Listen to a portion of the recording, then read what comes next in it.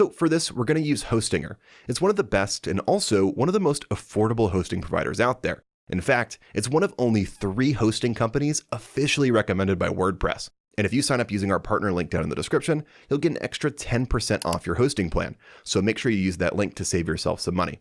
Once you're on the site, click on Grab Deal.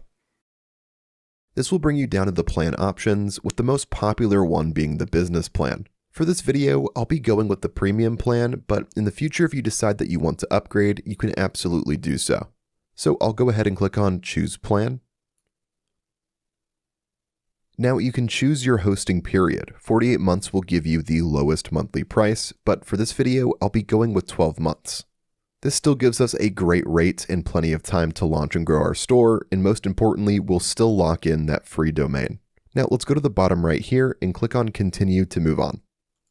And now we're brought to the Hostinger registration page. Go ahead here and enter your email address, create a password, and then click on Register to create your account. Next, you'll need to fill out your billing information. I'll go ahead and do that real quick here. And once you have that done, go ahead and click on Continue. And now go ahead and fill out your payment information. I'll go ahead and fill that out here.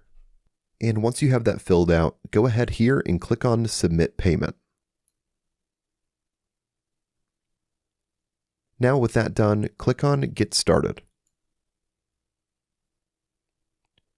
After checkout, you'll land on Hostinger's onboarding page. We're going to skip this for now by clicking on the Hostinger logo at the top of the screen here, and then clicking on Leave.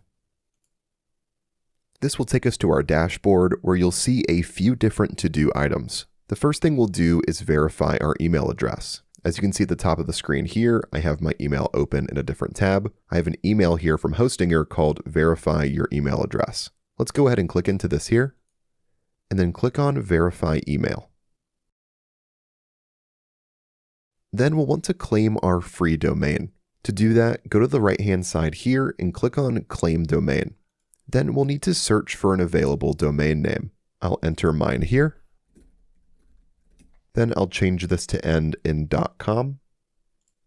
And I'll click on Check Availability. The domain is available, so I'll click on Claim Domain. Hostinger will handle everything when it comes to your domain registration, and this will just take a few moments to complete. And as you can see here, it's asking us to verify our email address again to keep our domain online. So to do this, I'll go back to my email here at the top, click on my inbox, and I have a new email from Hostinger called Verify Your Email Address to use your domain. So I'll click into this, scroll down and click on Verify Email. And now my domain is online and ready to be used. With our email now verified, go ahead and click on Continue to move on.